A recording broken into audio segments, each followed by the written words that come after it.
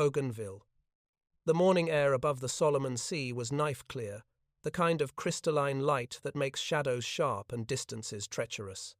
At 27,000 feet, the twin tails of 18 silver aircraft glittered like scalpel blades against the blue. They were Lockheed P-38 Lightnings of the 339th Fighter Squadron, ectheat fighter command machines so new to war that even their own crews still distrusted their range tables.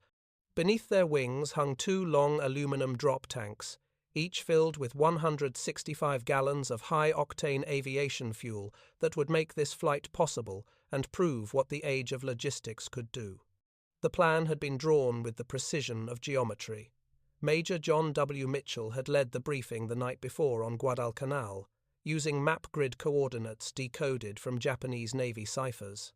From the radiograms recovered at the code room of the Fleet Radio Unit Pacific Messages signed by Admiral Isoroku Yamamoto, himself the Americans knew to the minute when Japan's most celebrated commander would be in the air, flying from Rabaul to Balale to inspect forward bases. Mitchell's orders were unambiguous: intercept, confirm, and destroy. At 7 hours and 25 minutes local time, the Lightnings crossed the northern tip of Bougainville, their props turning exactly 2,700 revolutions per minute. They flew a dogleg route over open ocean, using nothing but stopwatches, dead reckoning, and a constant hum of turbo-superchargers that sounded like distant artillery. Each minute burned 12 gallons of fuel. Each miscalculation could mean ditching in shark water 200 miles from help. On the Japanese side, 2 Mitsubishi G-4M Betty bombers lifted from Rabaul, escorted by 6 M0 fighters of the 218th Kokutai. The formation carried Yamamoto, commander of the combined fleet, and his chief of staff, Vice Admiral Matome Ugaki. To his staff, the flight seemed routine. To Yamamoto, it was ritual inspection, encouragement, a way to project calm in a war that by spring 1943 was already slipping beyond control. He was punctual by habit and by pride. That punctuality would become a vector of fate. At 9 hours 34 minutes, Captain Thomas Lanphier Jr. saw 2 specks ahead, low over the jungle canopy. "Bogies, 11 o'clock low." Major Mitchell's voice crackled through the interphone. "This is it." The Lightnings dropped tanks and rolled into the attack. From 27,000 feet they fell like thrown knives, each airframe groaning under a vertical dive that pushed 5G. The turbo-supercharged Allisons howled, maintaining sea-level horsepower in air too thin for a piston engine to breathe unaided. Japanese lookouts on Bougainville heard the sound before they saw the shape's long twin-boom aircraft descending out of the sun, contrails thin as chalk lines. Lieutenant Hideo Ono, flying top cover in his Zero, remembered later, "They came from a height we thought impossible for twin-engine machines." The first bursts of 50 caliber fire tore through the Betty formation. Captain Lanphier's guns spat tracer at the lead bomber. Lieutenant Rex Barber targeted the second. Within seconds, the sky was alive with burning fuel. One Betty plunged into the jungle, breaking apart in orange blossoms of fire. The other limped seaward, trailing smoke before crashing into the water off Moila Point. By 1000 hours, the intercept was over. Admiral Yamamoto's body was found later that afternoon by Japanese search parties, still strapped in his seat beneath the wreckage, one gloved hand on the hilt of his sword. News of his death was suppressed in Tokyo for weeks. For the Japanese officers who inspected the crash sites and later read the technical analysis, disbelief bordered on shock. The distances involved defied the arithmetic of known performance. The P-38 formation had flown over 400 miles each way, at low altitude, to evade radar, then climbed to 27,000 feet to execute a perfectly timed interception within 1 minute of Yamamoto's estimated arrival. For men schooled in the meticulous fuel accounting of the Imperial Navy Air Service, this was sorcery. At the Naval Technical Department in Yokosuka, engineers reconstructed the engagement on drafting tables. They calculated that no known Japanese twin-engine fighter, neither the Nakajima J-1N nor the Kawasaki Ki-45, could match the Lightning's combination of range, altitude, and speed. The key lay in the American engine system, the General Electric turbo-supercharger mounted aft of the Allison V170-137 engines. Exhaust gases drove a turbine that compressed intake air, maintaining full manifold pressure where ordinary engines gasped. It was not just horsepower, it was industrial metallurgy. The turbines spun, at over 25,000 revolutions per minute, their blades made of nickel-chromium alloys that Japan could no longer mass-produce. Colonel Masao Takahashi, an engineer attached to the 1st Air Technical Arsenal, summarized the problem in a report dated May 1943. "We can copy the form, not the substance. The alloy and precision exceed our machining by an order we cannot match under current conditions." His memo reached the Navy Aeronautical Department within the week. It was read aloud to assembled officers who had, until then, believed that courage and training could offset material deficits. The lesson extended beyond the engines. The P-38's range owed as much to logistics as design. Its pilots had flown guided by a chain of radio beacons, their route calculated from decrypted intelligence, their fuel guaranteed by oil refined in California and shipped through a global network of tankers and island depots. In Yamamoto's own staff conferences, months earlier, officers had complained of fuel rations measured in liters. Now they faced an enemy who measured by the ocean. When fragments of a downed P-38 were later recovered on Bougainville, sections of the turbo ducting and cockpit instrumentation, they were sent to Yokosuka for evaluation. The inspection report described welding of uniform quality, without slag inclusions, and electrical wiring loomed and color-coded for maintenance. The Japanese engineers were silent, longest at the altimeter calibration plate. Stamped Lockheed Aircraft Corporation, Burbank, California, tested to 45,000 feet. That plate might as well have been a manifesto. It declared that the war was being fought not just with pilots and tactics, but with octane, pipeline capacity, and industrial control of the periodic table. For the men who studied those parts, the meaning was clear. The Empire's foundries, stretched by shortages of chromium and molybdenum, could not build a fleet of turbo-superchargers. Its refineries, dependent on imported crude from the Dutch East Indies, could not supply the 90-plus octane fuel those engines demanded. In the weeks following the Bougainville interception, Japanese aircraft engineers drafted counterplans attempts to replicate the turbo concept using mechanical blowers, or to develop new interceptors like the Ki-102 and J-2M Raiden. Yet each design began with a technical preface acknowledging material limits. "Our resources are bounded by chemistry," one engineer wrote in the margins of his blueprint. The death of Yamamoto became a national wound, but among professionals it was also an autopsy of an empire's assumptions. For years, the Japanese air services had emphasized pilot skill, tactical maneuver, and spiritual resilience. Operation Vengeance demonstrated a different doctrine, the mathematics of distance and the supremacy of systems. The intercept succeeded not because of superior eyesight or marksmanship, but because of a supply chain capable of delivering machines that turned energy into altitude with ruthless efficiency. When reports of the engagement reached the Naval Staff College in Tokyo, a senior instructor is said to have ended his lecture with a single sentence that echoed through the hall. "The enemy flies with the power of industry. We fly with the power of will." Industry endures longer. Thus, on that April morning, at 27,000 feet above the jungle and the sea, the future of warfare briefly became visible. It glittered not in medals or slogans, but in the polished aluminum of a twin-boom fighter climbing on invisible breath, proof that metallurgy and mathematics had joined hands to write destiny in contrails. For those who studied the wreckage afterward, the realization came slowly but decisively.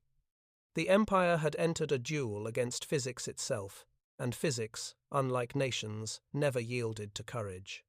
Yokosuka, Naval Arsenal, June of 1943. Beneath corrugated steel roofs darkened by blackout paint, engineers in oil-stained coveralls, gathered around a long wooden table. On it lay the remains of the aircraft recovered from Bougainville, twisted sections of aluminum skin, a mangled turbo duct, a surviving fragment of wing spar marked Lockheed, heat, treated 24, star. The men spoke in subdued tones. It was the first time any of them had handled, even in fragments, the technology that had struck down the commander of the combined fleet. Japan's Air Technical Department had a long tradition of reverse engineering. Since the early 1930s, its engineers had studied British and American aircraft purchased through shell companies, copying their structures piece by piece. The famous Zero fighter itself had borrowed ideas from the American Hughes Hone and the Heinkel He-112 flush, riveting, retractable landing gear, monocoque fuselage. But the metal now lying before them was different. The smooth curvature of the Lockheed alloy panels, the uniform rivet spacing, the precision machining, these spoke of a standardization alien to Japanese production methods. Captain Toshio Ozaki, a materials specialist, ran his hand along a surviving section of nacelle ducting. "This weld," he murmured, "is electric arc, perfectly even. We do not have this consistency even on our naval guns." His assistant, Lieutenant Hiroshi Nakamura, added quietly, "The Americans build machines as if they were clocks." The Imperial Japanese Navy and Army had both maintained their own research arsenals, the navies at Yokosuka and Kugisho, the armies at Tachikawa and Akeno. Their engineers were intelligent and inventive, but bound by a culture that treated design as craft rather than system. Each factory adapted blueprints to its own tools. No two aircraft were identical. Interchangeable parts were rare. Hand-fitting was a virtue. The P-38's remains revealed what industrial discipline could achieve when every rivet, wire, and bolt obeyed a national standard. In the weeks following Operation Vengeance, both services launched what they called Comprehensive Study No. 2 enemy long-range fighter.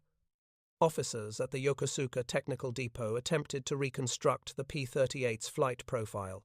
How could a twin-engine fighter cross 700 miles of open sea, intercept at a predicted minute, and return safely? The answer, they learned, was not luck, but mathematics. American mission planning used time on target, equations that linked airspeed, wind drift, fuel burn, and turbo efficiency. Each Lightning carried a simple but revolutionary device, an engine analyzer gauge calibrated for manifold pressure at altitude. It allowed the pilot to tune performance as if he were operating laboratory equipment. Japanese aircraft lacked such precision instruments. Their pilots flew by feel and instinct, heroic, but costly. Lieutenant Commander Kazuo Aramaki, who later became head of the Navy's Aeronautical Research Section, wrote in his diary that month, "We have always believed victory depends on the spirit of the pilot. Now we see victory depending on the spirit of the machine." To the engineers, this shift in perception was disquieting. Their laboratories still relied on small forges and hand-hardened dies.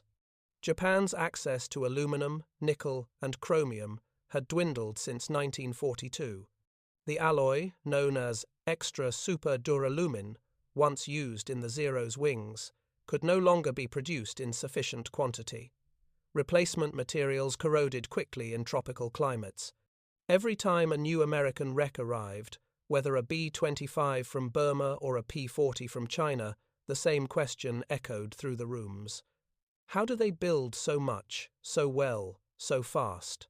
By August, the Navy Ministry circulated a confidential memorandum titled Assessment of Enemy Aircraft Manufacture. It began with a stark admission. The United States possesses an industrial structure capable of designing for mass production. We design for performance. They design for replication. Attached tables compared labor hours. One Zero required 25,000 man-hours to build, while an American fighter of similar weight required less than 8,000. At Akeno Army Air School, the test pilot studied fragments of the P-38's control cables and concluded that its hydraulic boost system was decades ahead of their own. "It responds to pressure, not muscle," one pilot noted. "The pilot commands. the system obeys. Japanese fighters, optimized for lightness, offered no such assistance. Their pilots wrestled controls at high speed until arms cramped and blood vessels burst. Even the paint drew comment. The Americans had used zinc chromate primer beneath their camouflage, an anti-corrosive coating that kept aluminum intact under salt air. Japanese aircraft, unprotected, oxidized within weeks in the Pacific climate. At the Imperial University of Tokyo's Aeronautical Engineering Department, Professor Masataka Okumiya gave a closed lecture to senior students, using the Bougainville fragments as teaching aids. "Observe," he said, holding up a section of turbo casing. "This is the face of an economy of scale. The turbine blades require alloys we cannot smelt because we lack molybdenum and chromium. We cannot obtain them because we lack tankers. We lack tankers because we lack steel. Steel requires coal and oil. This machine contains the entire war within its metal." Among the listeners was a young naval engineer named Tadashi Nakajima, who would decades later help design Japan's first jetliner. In his memoirs, he recalled that moment vividly. "For the first time, I understood that technology is not invention, but organization. The Americans had organized an entire nation around the act of building machines. We had organized ours, around the act of fighting with them." The Navy attempted to respond. A team was sent to Tachikawa to study possibilities for reproducing turbo-supercharger technology. They built a test rig using salvaged steel and modified compressors. It ran once long enough for the turbine to reach 10,000 revolutions before seizing and melting its bearings. The report filed afterward ended with a single line: "Materials unsuitable. Recommend further study after war." Through the summer of 1943, reports from the front confirmed the widening gap. Allied P-38s struck targets in New Guinea and the Bismarck Sea at altitudes Japanese interceptors could not reach. Their attacks came from beyond radar range and vanished into the clouds before pursuit could begin. For the engineers reading these dispatches, the pattern was clear. The Americans were fighting an engineering war. By autumn, the first rumor reached Tokyo that the United States was introducing a new single-engine fighter faster than the Lightning, one said to climb like a rocket and fly farther than any Zero. The name filtered through intelligence channels in phonetic fragments: Master, Mastan. The officers at Yokosuka laughed it off at first. No single engine could match the Lightning's range. Yet some part of them remembered the derision that had greeted reports of the P-38 months earlier. In the archives of the Naval Technical Department, one notation survives, dated December 19, 1943. It reads simply, "If a single one of these new machines should fall into our hands intact, it must be examined in total secrecy." The handwriting belongs to Captain Ozaki, the same engineer who had once run his hand across the smooth alloy of the Lockheed wreck and whispered, "They build machines as if they were clocks." Within 13 months, his wish would come true. A single American fighter, captured nearly intact in eastern China, would be shipped to Japan for testing. When the engine roared to life in a hangar outside Tokyo, even the most skeptical officers would fall silent. The engineers who had once mocked American heaviness would find themselves staring at a masterpiece. The culture of examination was about to meet its most humbling subject. The war, by then entering its final year, would reveal in that captured machine the limits of courage and the supremacy of engineering. Eastern China. Dawn broke over the low hills of Suchin, painting the mist in the color of gunmetal. At an airfield occupied by elements of the Imperial Japanese Army's 4th Air Division, sentries were finishing their routine inspection when the distant rumble of an engine drifted in from the southwest. At first, they mistook it for one of their own Nakajima Ki-43 Oscar patrols returning early. The sound grew louder, deeper, cleaner, the unmistakable resonance of a high-performance inline engine. Then, through the percentage haze, a dark olive silhouette appeared, broad wings, bubble canopy, and a single spinner flashing in the morning light. It was no Japanese machine. The aircraft made one slow pass over the field, gear down, flaps out, its propeller still turning though unevenly. The watchers saw bullet holes stitched along the fuselage and a trail of glycol vapor curling behind the tail. Yet it held together, steady as if guided by invisible rails. At 200 yards the markings became clear. White star, blue circle, and faint stencil U.S. Army. The pilot, low on fuel, wounded and lost, was Lieutenant Sam R.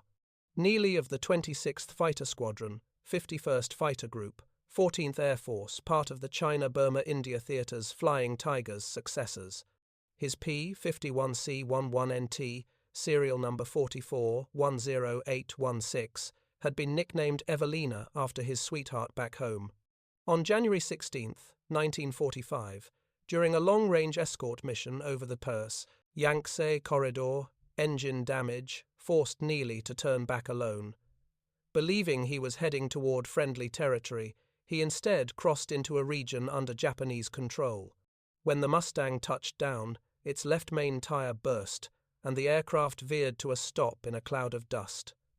Neely climbed out with hands raised, bleeding from a shoulder wound. The guards hesitated only seconds before surrounding him. His first words, recorded later by interrogators, were quiet disbelief. Didn't think she'd hold that long. To the Japanese, the scene felt like a miracle. Before them sat an intact American fighter, its paint still glossy, instruments unbroken, gun bays loaded. They had captured fragments before, even half-destroyed fuselages, but never a complete specimen of the war's most discussed mystery aircraft, the Mustang. Within hours, officers from the nearby air headquarters arrived to secure the prize. The order, issued under seal of the 4th Air Army, was explicit: transfer captured aircraft intact to Japan. Priority, utmost. By evening, mechanics had drained the remaining fuel and crated the propeller for transport. 2 weeks later, the Mustang was aboard a transport ship bound for the home islands under armed guard, labeled Tokushu Kenkyu Butai Special Research Material. The Allies would not learn of its capture until after the war. When the crate arrived at Fusa, today's Yokota Air Base, in February, the mood among the assembled engineers was electric. For nearly 2 years they had debated rumors of the Mustang's performance.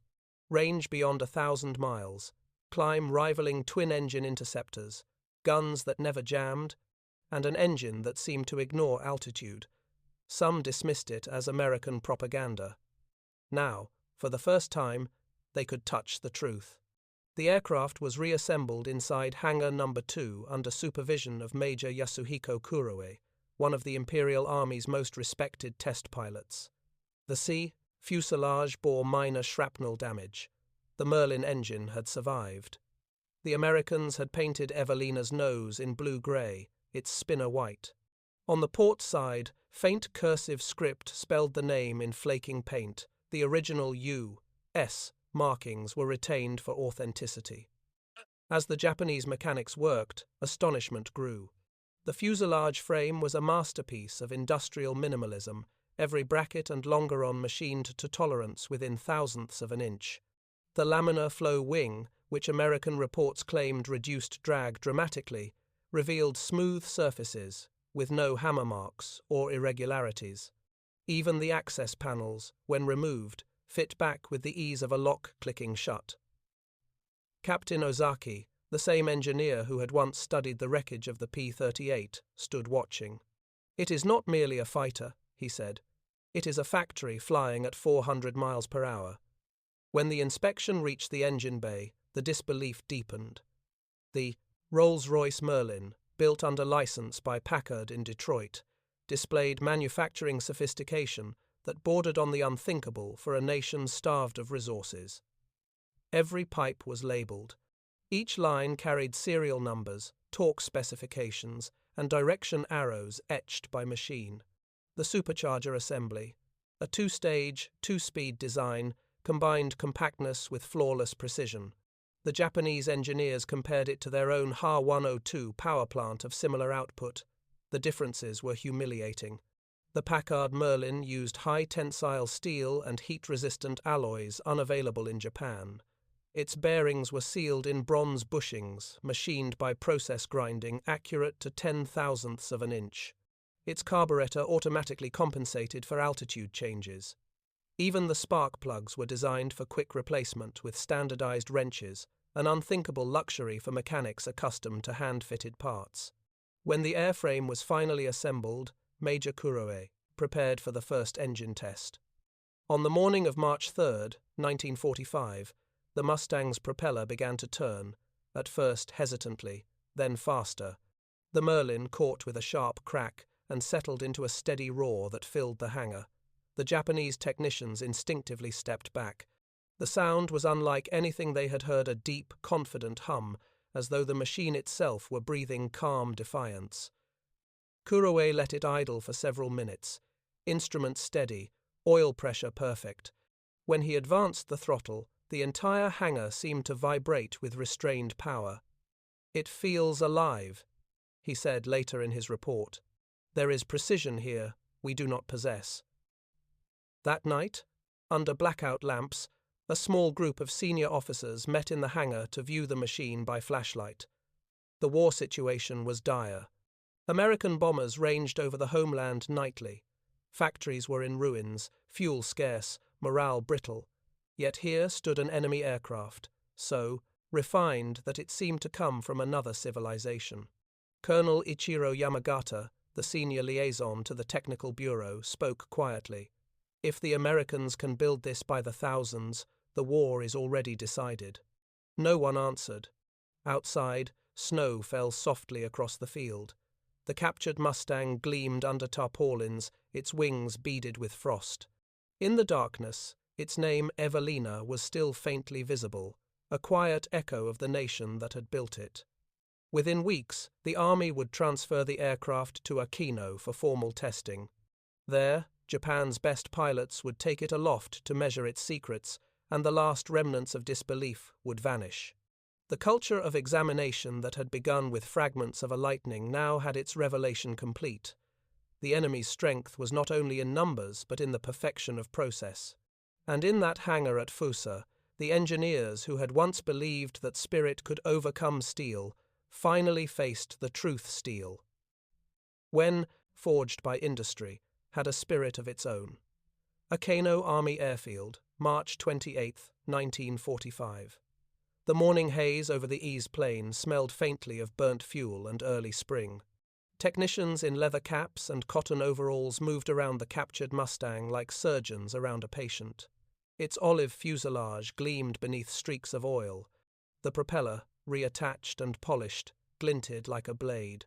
Nearby, Major Yasuhiko Kuroe, flight leader, engineer, and one of Japan's most respected test pilots, adjusted his harness and climbed into the cockpit.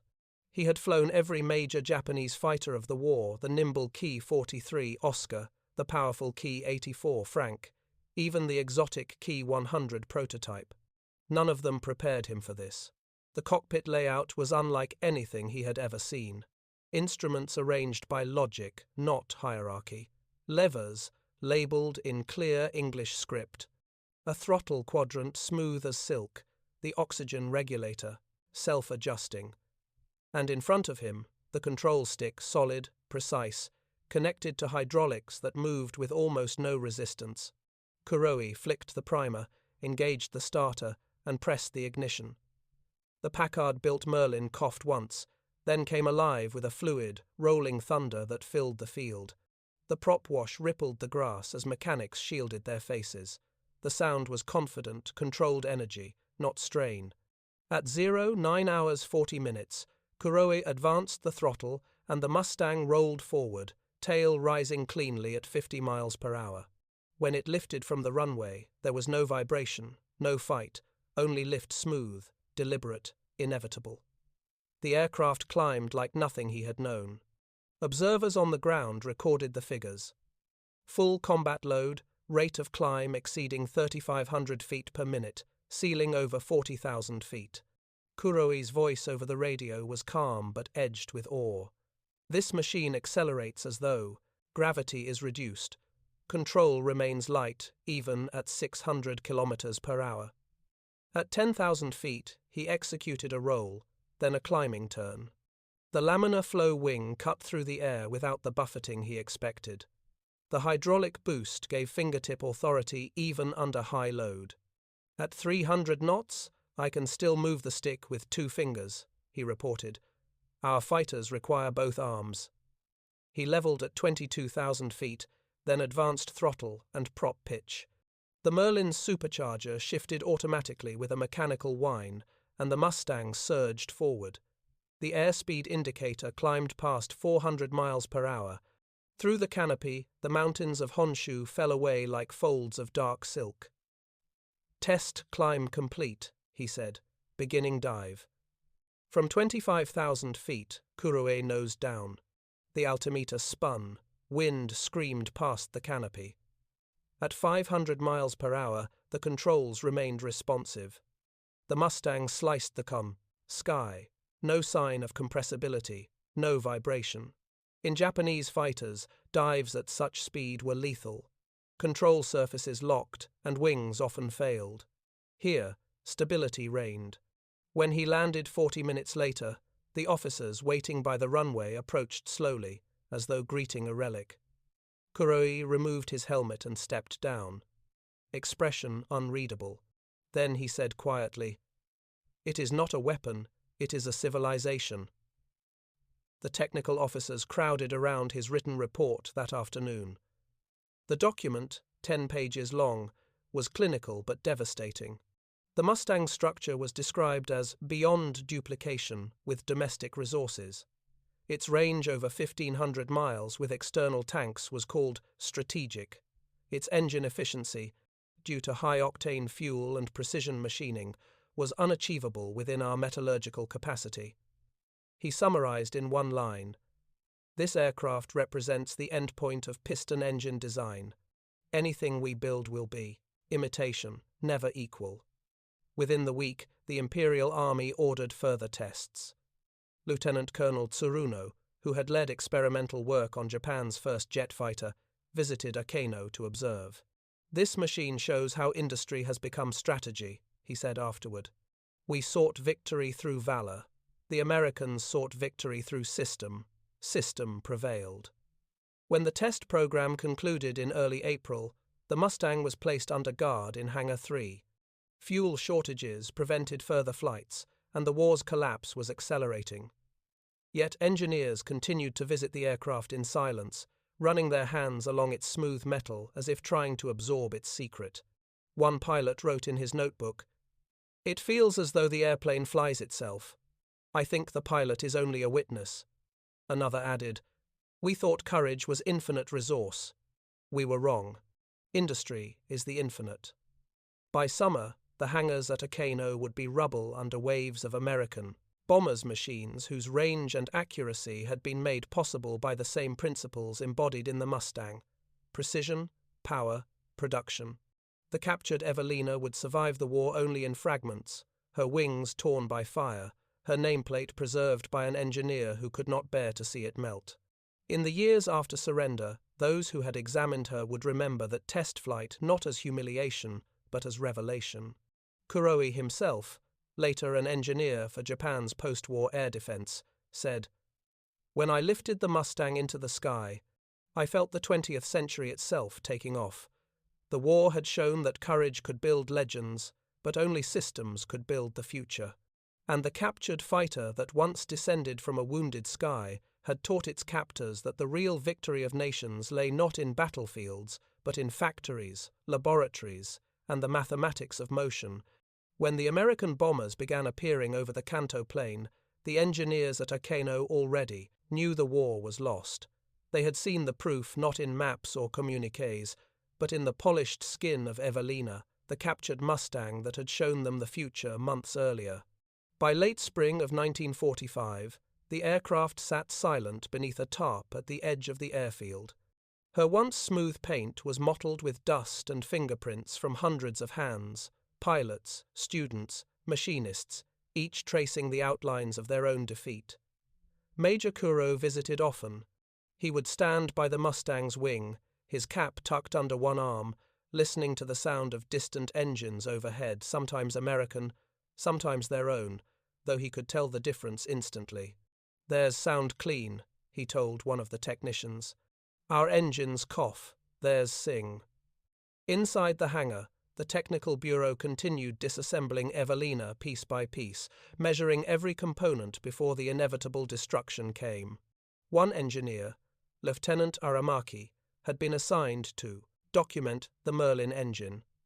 He filled entire notebooks with sketches and notes, turbine blade angles, valve timings, alloy hardness tests. The results depressed him. The American steel endured temperatures that melted Japanese equivalents. The bearings, made of chromium molybdenum bronze, showed no signs of fatigue even after hundreds of hours. When he reported this to Tokyo, a senior officer wrote in the margin, "Recommend substitution with domestic material where possible." Aramaki scrawled quietly beneath it, "There is no substitute for chemistry." Fuel shortages worsened. The P-51's tanks were drained to power generators. Its .50 caliber ammunition unfired, since capture was melted for brass recovery. But the men preserved the gun camera, a small black box mounted under the left-wing root. Inside, they found a fragment of undeveloped film. When processed, it revealed 2 frames of a dogfight, white tracer streaks converging on a dark shape, a blur of wing and oxest, sky. The caption they wrote beneath it in the archive log was simple: "Moment of mastery." As Japan's cities burned through the summer, the Mustang became something of a shrine. Officers brought cadets to see it, not as a weapon but as an artifact of what precision could create. One instructor, Captain Ozaki, the same metallurgist who had examined the first P-38 wreck 2 years earlier, spoke softly to his students. "We have always measured war in courage. The Americans measure it in tolerances. They build courage into metal." In July, a memorandum circulated within the surviving research sections of the Army Air Technical Bureau. It was titled "Observations on the Enemy Fighter, Model P-51." The tone was clinical but elegiac. This machine demonstrates the final synthesis of aerodynamics, power, and production. Its perfection lies not in innovation but in completion. It is the culmination of everything we sought and could not achieve. When Allied raids finally reached Akeno in late July, incendiaries tore through the hangars. Witnesses later recalled a single aircraft burning brighter than the rest, the captured Mustang, its aluminum skin bubbling under white heat. "She flew once more," one technician said later, "but only as fire." After surrender, surviving engineers were ordered to turn over all technical documents to the Allied occupation authorities. American officers arrived in September, young men in khaki who now walked through the ruins of the same airfields they had bombed weeks earlier.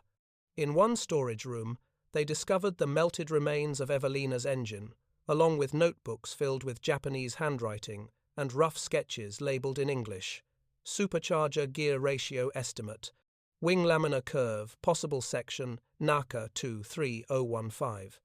The Americans were astonished by the thoroughness of the analysis. A major from the U.S. Army Air Force's Technical Intelligence Unit leafed through the drawings and remarked, "They understood more than we thought." One interpreter replied quietly, "They learned too late." Major Kuro, now grounded and awaiting demobilization, was brought to assist with translation. He pointed to one surviving fragment, the Mustang's data plate, scorched but legible, North American Aviation, Inglewood, California. He touched it gently. "This is what won," he told the Americans. Not the plane, the place. Years later, when Japan rebuilt its aviation industry under American supervision, many of those same engineers found work designing civilian aircraft. Some had studied the Mustang's wing. Others remembered the precision of its engine mountings. Every rivet they placed in the post-war years echoed lessons learned from that single captured fighter. In 1956, when Major Kuroi, by then a senior advisor to the newly formed Japan Air Self-Defense Force, was asked what he thought of Evelina, he paused before answering. "We thought we captured a plane," he said finally. "But it captured us instead. It showed us what discipline, resources, and reason could do when joined to purpose. That sound, the hum of the Merlin that was the sound of the future. We were still in the past. The Mustang had burned, but its lesson remained etched in every engineer who saw it. That victory belonged not to the nation, with the bravest pilots, but to the one that could turn courage into machinery and machinery into miracles. And so, in the silence of post-war Japan, as factories rose from ashes and jet engines replaced pistons, the story of the captured fighter lingered half legend, half memory. The men who had once taken apart Evelina spoke of it as though it were a visitation. It was not just a machine, one wrote in his final report. It was proof that the future had already arrived, and we had watched it pass us by at 27,000 feet. Tokyo, autumn of 1946. The war was over, but in the quiet offices of the newly formed Aeronautical Reconstruction Bureau, the men who had once studied the captured Mustang gathered again. They wore civilian clothes now, their insignia stripped away, but the habits of discipline remained, pencils lined parallel, slide rules neatly arranged, papers folded with military precision. They were engineers without an army, scientists without a cause, rebuilding their nation from what had once been their own ruins. In the corner of the conference table lay the last surviving relic of Evelina, a control yoke, scorched and warped, its bakelite grip cracked but still recognizable. It had been saved from the ashes of a Keno by a young draftsman who had hidden it in a rice sack during the surrender. Now it sat among the engineers like a relic of another civilization. Captain Ozaki, no longer a captain, merely Mr. Ozaki, now turned it over in his hands. "This was once called a weapon," he said softly. "Now it is a teacher." The Americans, in their occupation authority wisdom, had permitted limited aeronautical research for civilian purposes. Jet engines were forbidden, combat aircraft outlawed. But the Japanese engineers were allowed to study airframe efficiency, materials science, and aerodynamic testing. It was under this disguise that they began to analyze the true meaning of the Mustang, not as a machine, but as a system of thought. Professor Masataka Okumiya, now reinstated at the University of Tokyo, led a quiet seminar series titled Engineering and Defeat. Each week, surviving officers and engineers presented what they had learned from American technology. "We must understand not how they built," he said, "but why they could build." The Mustang, he explained, was the visible consequence of invisible arithmetic.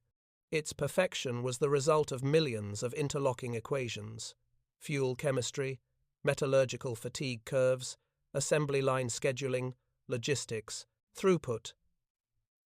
"You see," Okumiya told his students, "the Allies fought with mathematics.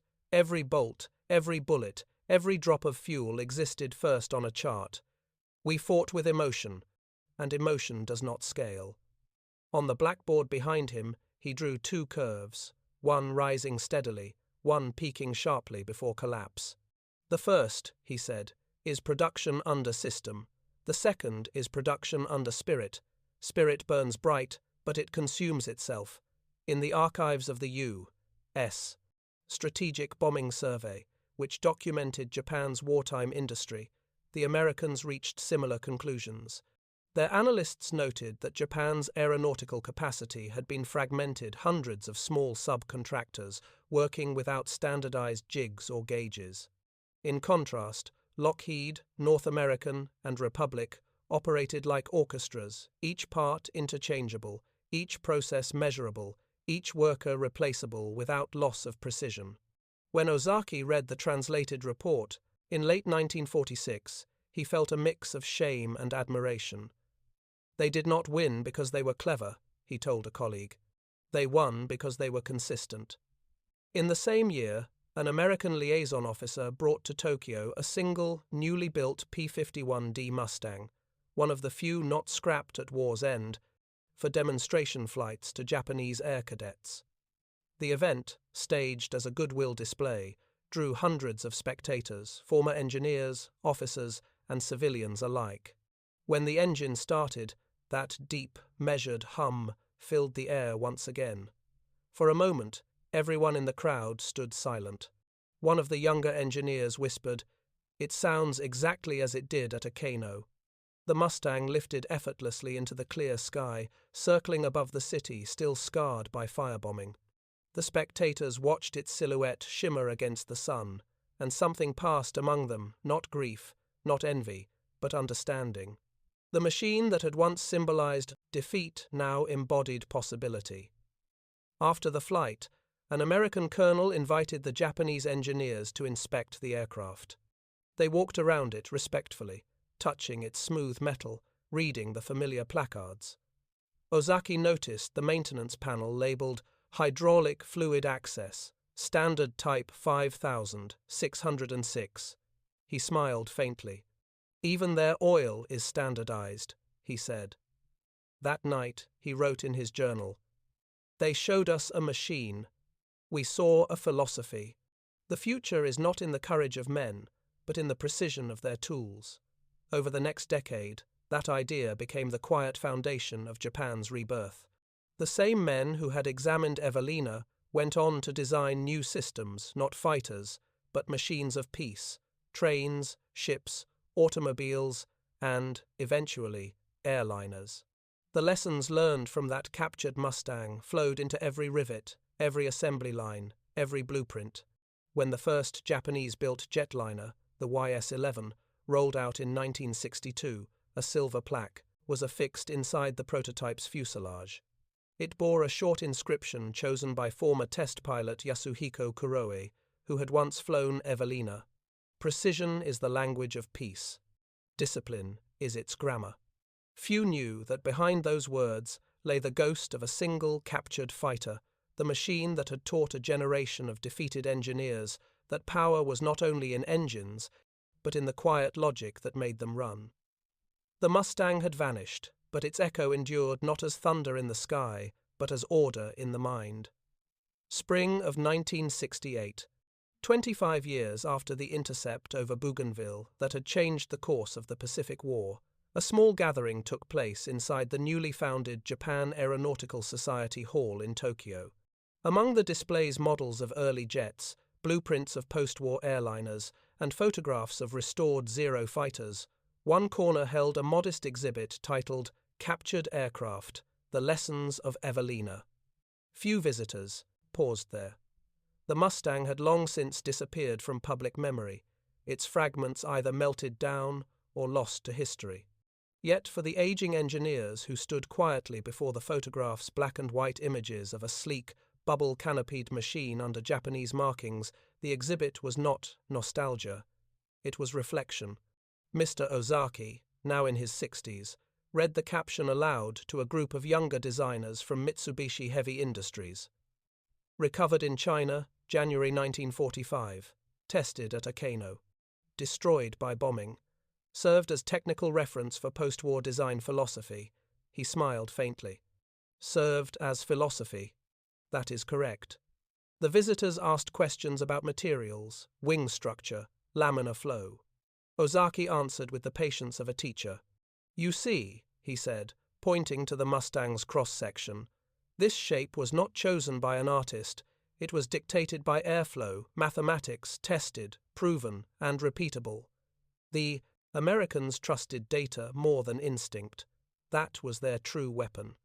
One of the young engineers, freshly returned from studying aerospace engineering in California, nodded. "Our professors say design is no longer craft, it is computation." Ozaki's eyes softened.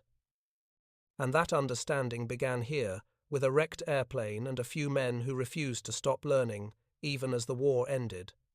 He turned to a glass case containing the Mustang's surviving data plate, the same one rescued from Akano, North American Aviation, Model P-51C, Inglewood, California. "When I saw this again," he said, "I realized we had never truly lost to America. We had lost to organization." Nearby, another display showed a color photograph of the new YS-11 passenger aircraft on the tarmac at Haneda Airport. Sleek, efficient, and reliable. It was Japan's first post-war triumph in aviation, built not from pride, but from process. In a way, it was the grandchild of the captured Mustang, born from its lessons. The gathering continued late into the afternoon. One by one, the surviving engineers shared memories of that strange spring of 1945, the smell of oil and frost at Akano, the hum of the Merlin, the silence after the last test flight. For them, Evelina had been less a machine than a mirror, showing what Japan might have become had it chosen system over spirit. When Major Yasuhiko Kuroe, now retired and walking with a cane, arrived near sunset, the room fell silent. He had not spoken publicly about his flight in decades. He approached the microphone slowly, his voice steady but quiet. "I remember the day I flew her," he began. "She climbed as if the air itself wanted her to succeed. No resistance, no protest. It was not strength, I felt it was harmony. Every component worked with every other, as if built by one hand, one idea. I thought then, this is what a nation united by purpose can do." He paused, looking out the purpose. Window at the modern city beyond neon lights, flickering where fire had once burned. We believed courage could replace machinery, but courage fades. Systems endure. That aircraft taught me that progress is not about superiority, but about cooperation between man, material, and mind. He stepped back, and the audience rose in quiet applause.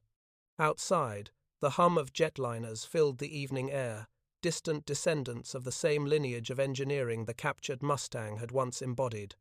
Later that night, as the older engineers shared tea in the dimly lit hall, Ozaki remarked, "Perhaps it is fitting that we no longer build fighters. That machine showed us how to build nations instead." Kuroe nodded. "When I flew Evelina, I saw what the next century would become. Speed was no longer the measure of progress, precision was. And precision, once learned, never leaves a people." The conversation drifted into silence. On the wall above them hung a faded photograph. The Mustang sitting on the Akino tarmac, its white star faint beneath Japanese characters hastily painted over. Beneath the photograph, a small brass plaque bore an inscription chosen by Kuroe himself. "From fire and failure, understanding. From understanding, rebirth." The engineers finished their tea and left one by one. The lights dimmed, leaving only the photograph in the glow of the hallway lamp. In that stillness, it seemed as if the captured Mustang had never entirely gone its lesson, still alive in every workshop, every blueprint, every measured calculation of the new Japan.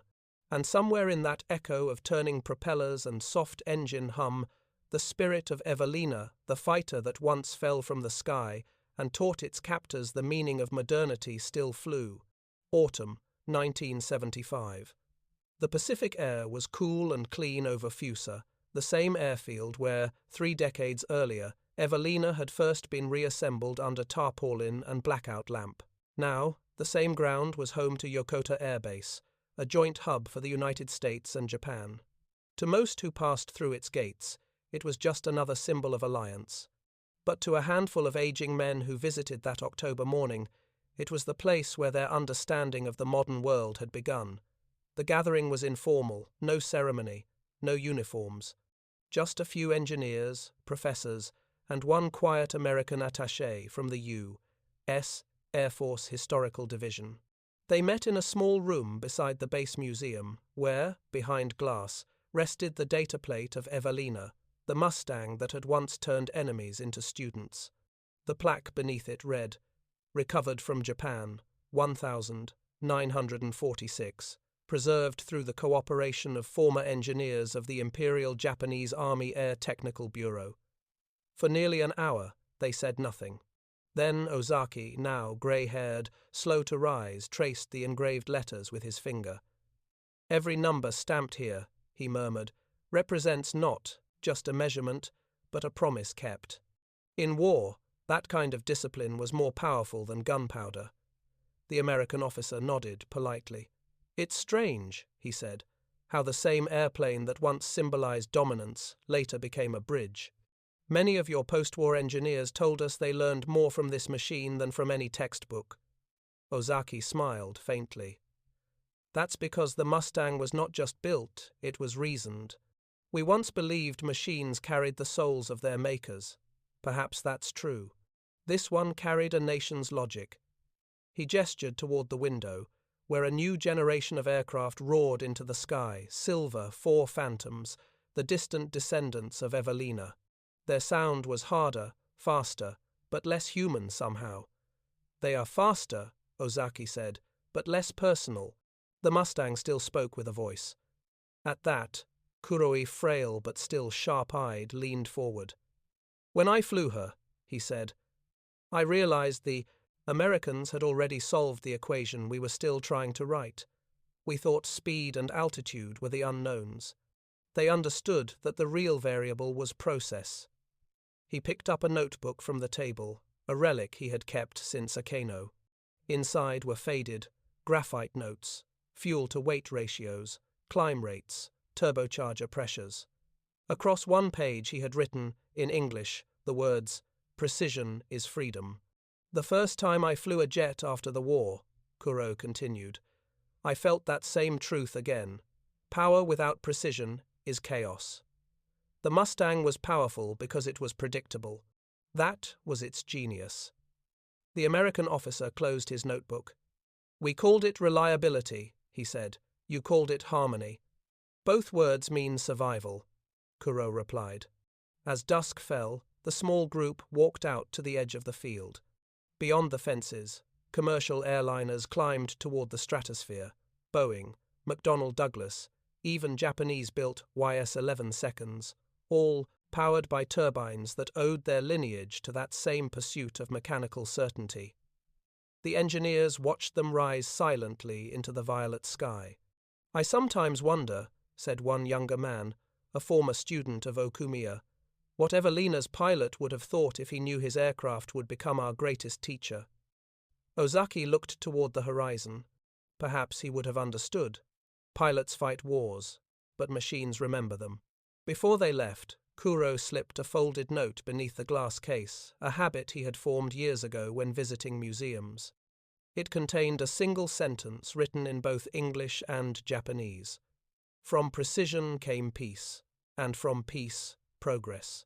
As the room emptied, the light caught the reflection of the metal plate. The letters glowed faintly, North American Aviation, Inglewood, California, a small monument to an idea larger than nations. Outside, the sound of jet engines faded into distance, replaced by the quiet hum of a generator electricity, mathematics, order, the very things the old engineers had once feared, and later learned to master.